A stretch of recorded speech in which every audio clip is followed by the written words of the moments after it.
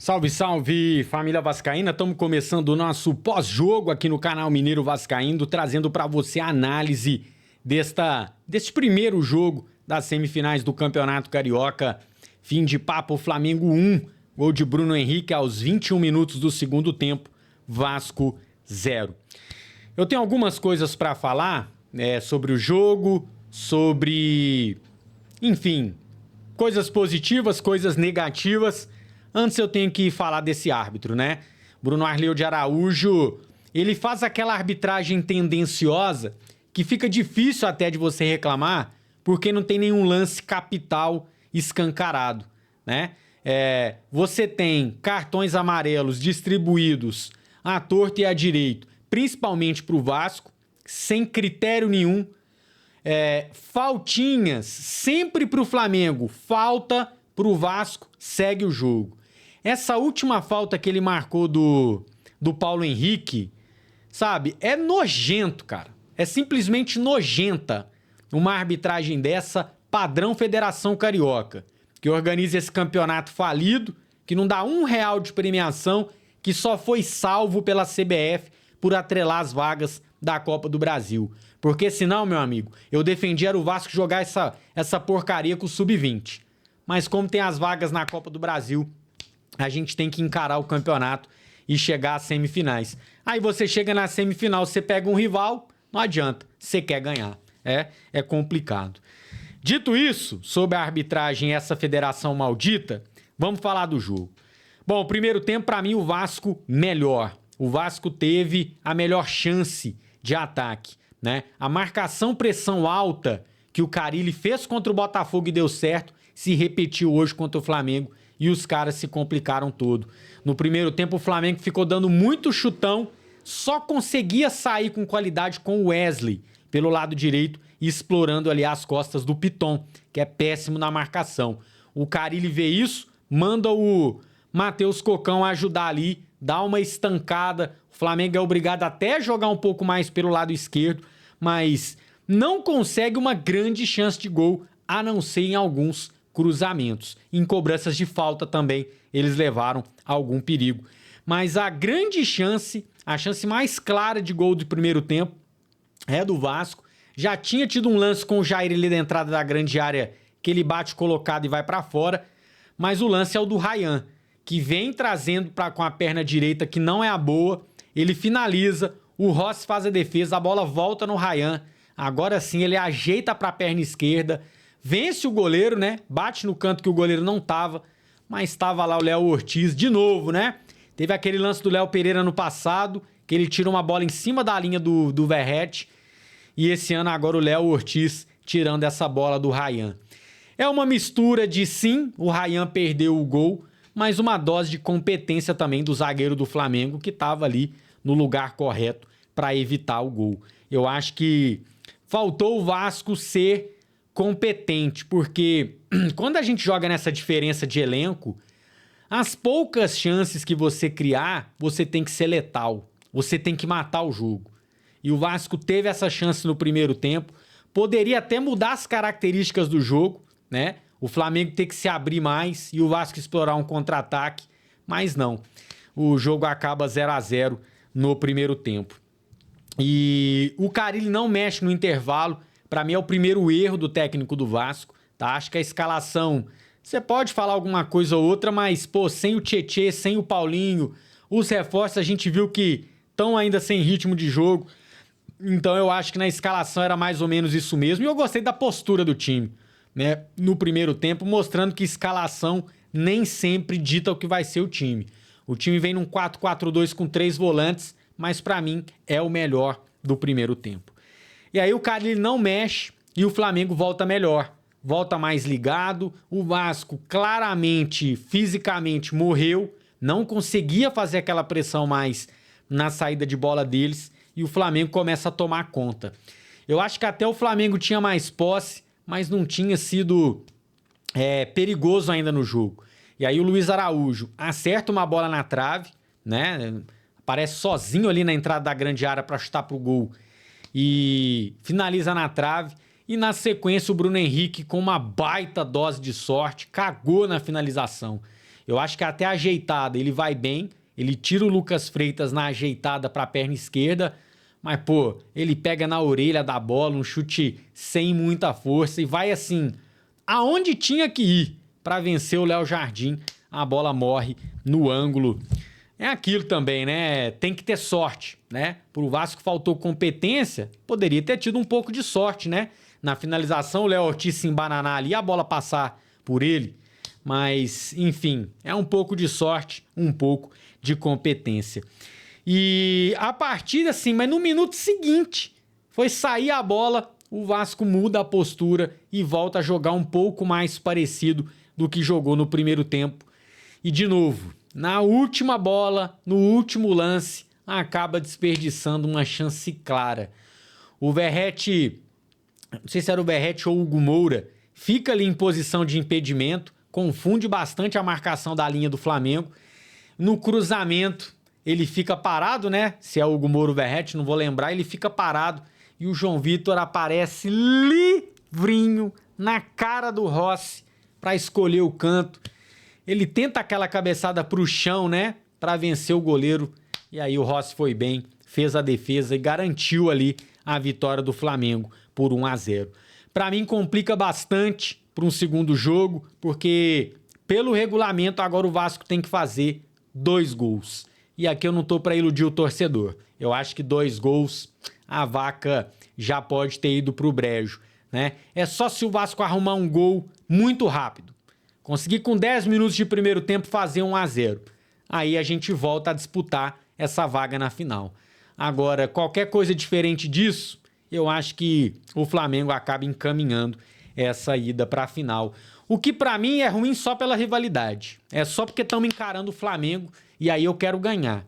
Porque pelo Carioca em si, eu não me importo, de verdade. Eu acho que as competições que realmente importam estão aí na sequência. Copa do Brasil tem jogo quarta-feira, Brasileirão começa no fim do mês, tem sorteio da Sul-Americana no meio do mês de março também. Então é a partir de agora que a temporada começa a valer e é aí sim que a gente tem que ter uma resposta diferente deste time. Beleza? Hoje não temos melhor em campo, né? Jogo de derrota, a gente não elege o melhor em campo.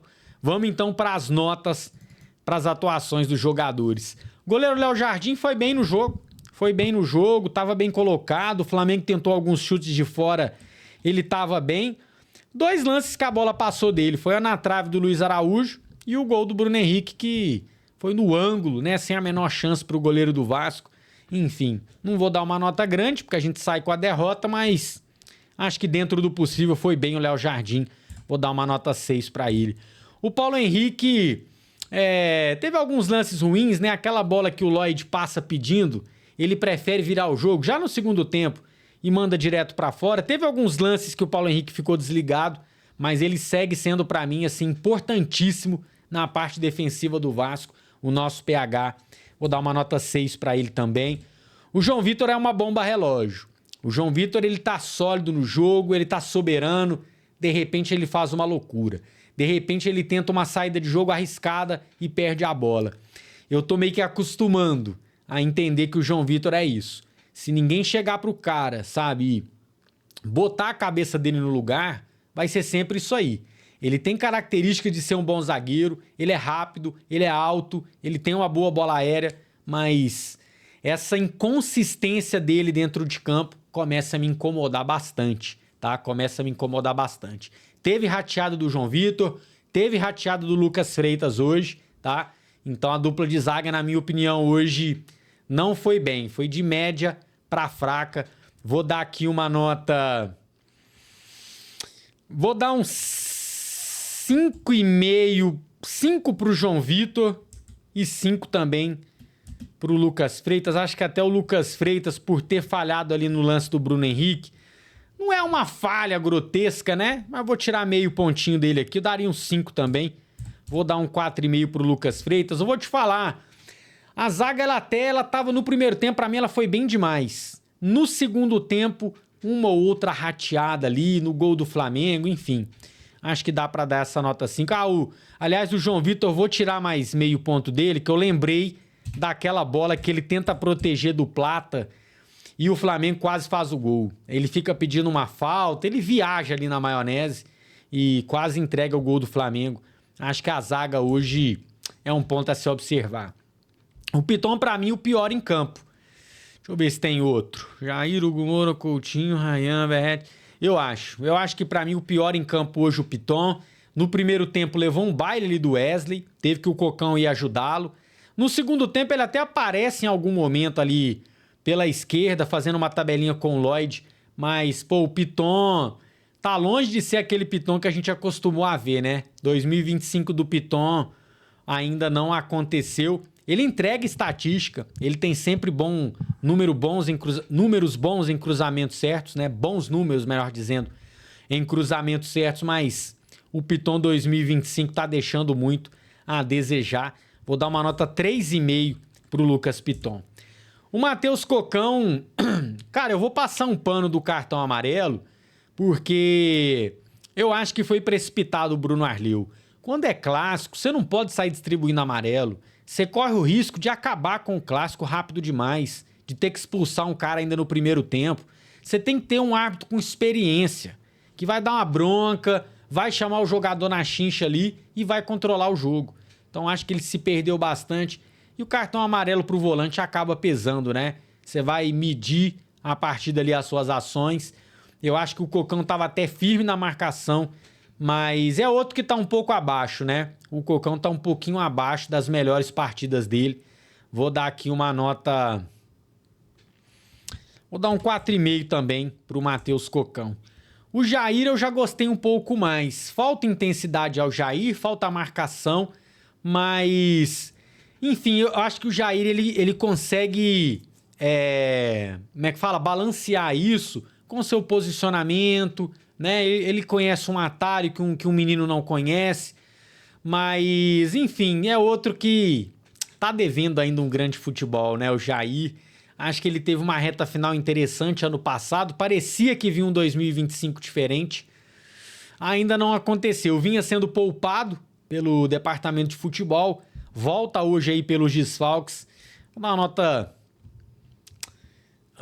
cara, nota 5, vai. Nota 5 tá de bom tamanho. Hugo Moura eu preferi um pouco mais. É um cara que... Ele entrega tudo em campo, né, cara? Toda bola ele tá dividindo.